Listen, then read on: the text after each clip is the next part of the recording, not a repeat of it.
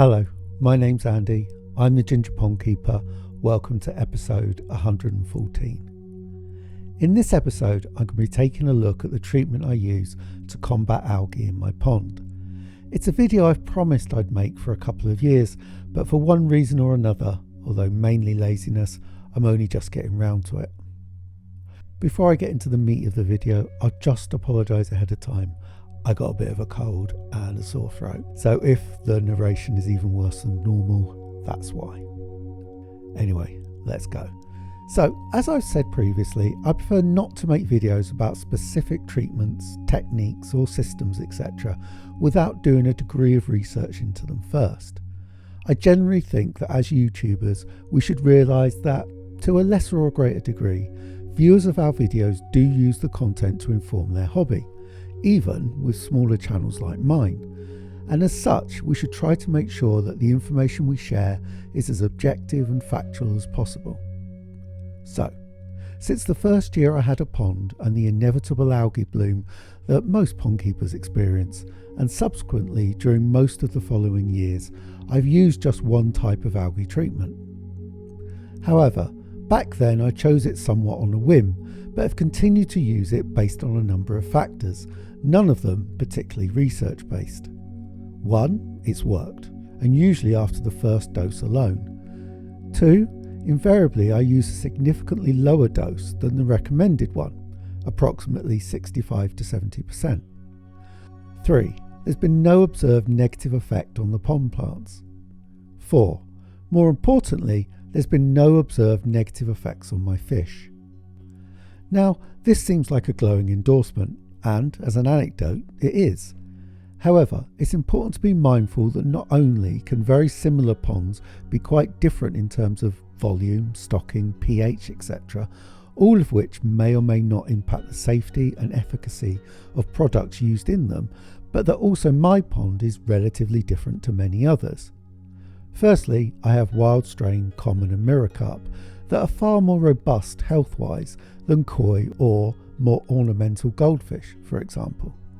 Secondly, although my system resembles a koi pond, I have a lot of plants that might also affect how additives to the pond subsequently affect the fish and other inhabitants. So, my experience can only really be considered anecdotal, and as we know, anecdotes are not evidence, and my results may well not be replicated by others. Before talking about what actual product I use, I'm going to talk about what it's made up of, what the potential risks might be, how common they might be, and what I think is useful information for anyone deciding whether to use it or not. The treatment I use has two main ingredients: bacteria, pretty vague, monolunuron, sorry if I butchered that, less vague. However, the packaging didn't tell me much more about what bacteria and why it's used, and or the strength of the monolunuron in the mixture. This was important as I've heard some fairly negative thoughts about it and concerns about its potential harm to aquatic life. So, regardless of how safe and effective it's been in my experience, I thought it important to dig a little deeper to consider whether there are risks in using it and how serious they are. As a starting point, I emailed the manufacturer for a little more information, obviously not expecting trade secrets about their product, but at least some idea of the bacteria and the strength of the monolunuron. Their answers were as follows. Bacteria. Our solution also contains a blend of beneficial bacteria, which helps to decompose any algae remaining in the pond after the bulk is removed by a fine coarse net. Monolunuron. The algaecide is the main contributor to the killing of the blanket weed, as it affects the plant's ability for photosynthesis.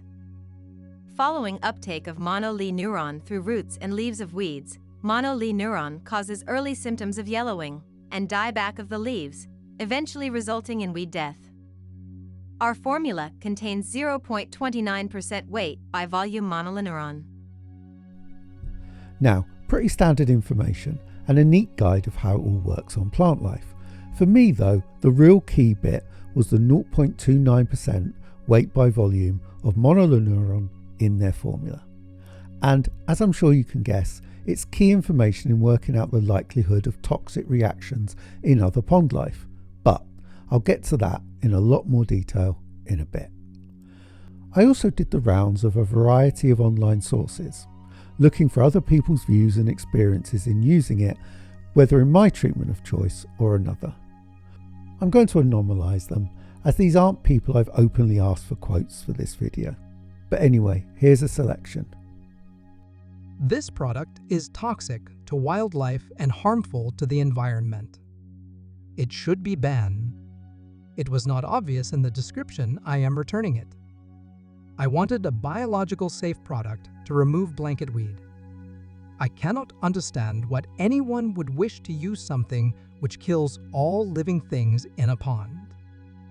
The results may be okay in killing the weed, but I do not like the warning that came on the back. It clearly had a kills plants and fish on it and tells you that in the description. I'm not happy with putting it in my small pond, which is for wildlife and has newts in it. Return for refund. Used it once? Killed one of my fish? It was like they couldn't breathe. Threw it away immediately. I have now thrown away the tub of treatment, which I had hardly used. I may have been unlucky with the summer drought, or there might have been other reasons why the pond is now, apart from the nymphs, devoid of life. I won't be taking any chances in future. I bought this to clear the blanket weed in my pond without harming wildlife, as I have frogs that return every year, and currently lots of tadpoles. The product description says this is safe for fish and wildlife. However, when I received the product, it literally says on the tub, very toxic to aquatic organisms. If I hadn't read the fine print, I likely would have killed everything in the pond. Just as a warning to anyone else, this is potentially very dangerous. I bought this, but have never used it as it says it is dangerous to pond wildlife. Why would you want to kill your pond? So clearly, these are just a selection of the negative ones, but they show the concern people have either by reading some info about monoleuron or through direct experience. Obviously, I'm not claiming that this is in any way decent qualitative or even quantitative research on my part, and indeed each of these examples are really no less anecdotal than my own experience, but they do point towards the potential harm that monoleuron might have on a pond and its inhabitants. So it's time to look for some more scientific info. Is it harmful? And as I'm keeping in mind that nothing other than algae has ever died in my pond when using it, what living things are at risk of harm, and is that harm in any way dose dependent? First off, what is it? Wikipedia describes it as: monoleuron is a pesticide, more specifically a selective systemic herbicide and an algicide. As a herbicide, it is used to control broad-leaved weeds and annual grasses in vegetable crops such as leeks, potatoes and dwarf French beans. Monoleuron affects the photosynthesis in weeds. Following uptake of monoleuron through roots and leaves of weeds, monoleuron causes early symptoms of yellowing and dieback of the leaves, eventually resulting in weed death. In fish keeping, it is used to control blanket weed and hair algae. Does any of that ring a bell? Following uptake of monoleuron through roots and leaves of weeds, monoleuron causes early symptoms of yellowing and dieback of the leaves, eventually resulting in weed death. Anyway, consistent information is helpful. Next, I turn to academia.edu, which is a really good source for mostly free access to research documents.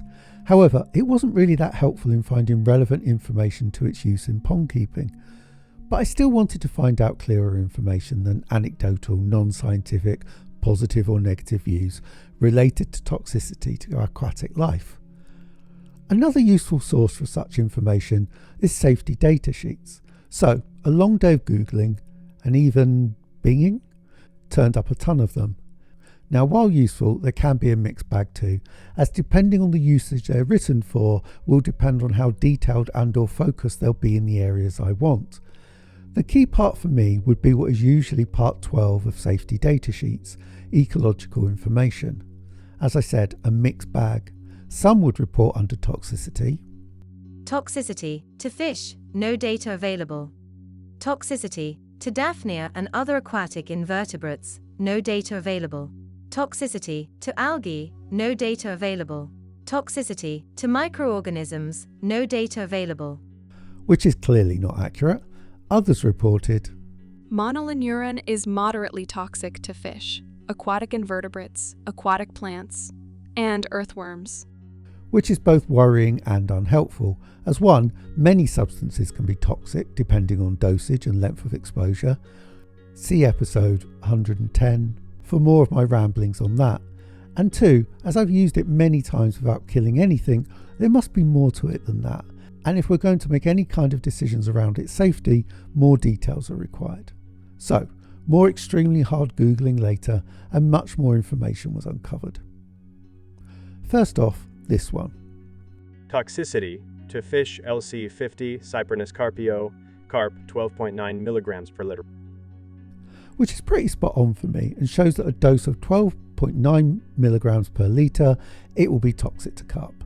How toxic and what effect it would have is less clear, and whether that would mean death or just irritation and or other health effects, I don't know, but clearly any toxicity is to be avoided. Onwards, and I found some other useful information. Algae, 0.008 milligrams per liter. Daphnia magna, 0.56 milligrams per liter. Which shows that much lower dosages of monolinuron, 0.008 milligrams, is 1,216 times smaller than 12.9 milligrams, for instance, will be toxic to algae, which is what we want it to do. But that other water life, like Daphnia, while more resistant than algae, would still experience a toxic effect at a dose approximately 1/24th of that which would harm carp. Finally, the following. Toxicity to fish. Cyprinodon variegatus, sheep's head minnow, 2.9 mg per litre. Exposure time 28 days. Oncorhynchus, mykiss, rainbow trout, 10.7 mg per litre exposure time, 28 days. Which shows a couple of things. Firstly, there is a variance between species. Minnows are more susceptible than trout or carp, and that length of exposure also plays a part. But this doesn't tell us the complete picture.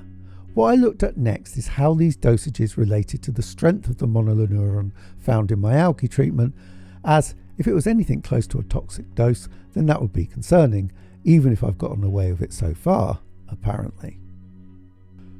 Right, so there's two pieces of data to consider in making this determination.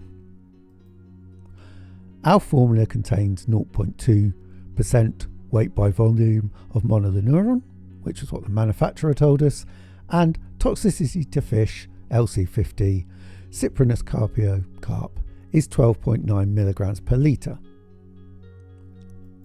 So, to calculate the likelihood of a toxic effect on my fish, we need to work out how close or not the treatment dose is to the toxic dose. First, converting percentage weight by volume to grams per mil. Weight by volume or mass by volume tells you the percentage of the ingredient in every 100 ml of treatment. Therefore, the formula has 0.29 grams per 100 ml of the treatment. Per 1 ml, this would equal 0.0029 grams per ml. Next, convert into milligrams per ml. There are 1,000 milligrams in a gram. Therefore, 0.0029 grams per ml equals 2.9 milligrams per ml of the treatment. Next, working out the treatment dose in milligrams per litre. The recommended treatment dose is 25 ml per 500 litres of pond water. Therefore, the dose in milligrams given per 500 litres is 72.5 milligrams. As you can see, 2.9 milligrams per ml multiplied by 25 mils gives you 72.5 milligrams. Finally, converting from milligrams per milliliter to milligrams per litre to compare it with the toxic dose. The dose you give per litre of pond water is 0.145 milligrams per litre, which is only 1.12% of the toxic dose. So, to get to that figure, what we've done is divide 72.5 milligrams by 500 litres, because that's the number of litres that we're putting 72.5 milligrams in. So for every litre, we put in 0.145 milligrams. And that is only 1.2% of 12.9 milligrams. For some added information, if we look at a toxicity dose of 0.008 milligrams per litre for algae, you'll see that the dose we give with this treatment is a lot higher than that, which would hopefully mean it would kill the algae. But if you compare that to 0.5 milligrams per litre as a toxic dose for Daphnia, it's a little bit lower. But I would say that's still potentially a little bit risky. So if we're talking about the effect of this treatment on things like some of the really tiny microscopic aquatic life in the pond, you might well do some damage to some of that. But as far as fish goes, or at least carp, like mine, it's a much lower dose. But before I get to some conclusions, I'll first say that there may be flaws in my interpretation of the data, but I'm presenting all of this in good faith.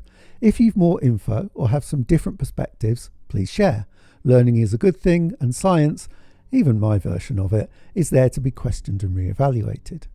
Anyway, my thoughts are this. Monoleuron is potentially harmful to many life forms, both flora and fauna, which include fish. However, if used as per the instructions, the dose you'll have in your pond is tiny compared to the amount needed to be toxic to carp. Even animals that are more sensitive, for instance Daphnia, would require higher doses than the treatment requires, and indeed what's needed to be toxic to algae to be harmed by it. However, I accept that there's margins for error here, that data may not be reliable, that, as I've said, my interpretations may be flawed, and one individual animal from a particular species may react badly to an even very low dose of a treatment. In addition, I have carp, not koi. Yes, I know. And koi are often more sensitive than their wild ancestors. Also, many treatments' negative and positive effects are often affected by factors that can be very different between individual ponds. For instance, oxygen levels, organic load, number of plants, numbers of fish, water quality, and the health and age of the fish. Which brings me to my final thought, which is that I totally understand if you'd prefer to use an algae treatment that didn't contain something with a reputation, however subjective, that monoleuron has. Having said that, based on my own experience of using it in my particular setup and taking account of what I found eventually about toxicity and dosage, I'm more than happy to continue using it. So I guess finally I should say what it is. It is Nishikoi clear water blanket weed treatment. I'm pretty confident in saying that I think when used correctly in a healthy pond similar to mine, it is safe and effective. You may, however, find differently. I'd welcome your thoughts and would happily change my mind with persuasive evidence. Maybe. Anyway, that's the end of this video. Thanks so much for watching. I really do appreciate it. If you've liked it, please like, please comment, and please subscribe. As you may know, I'm on the road to 1,000 subs, and at the time of making this video, I'm at 960, which means I'm just 40 to go.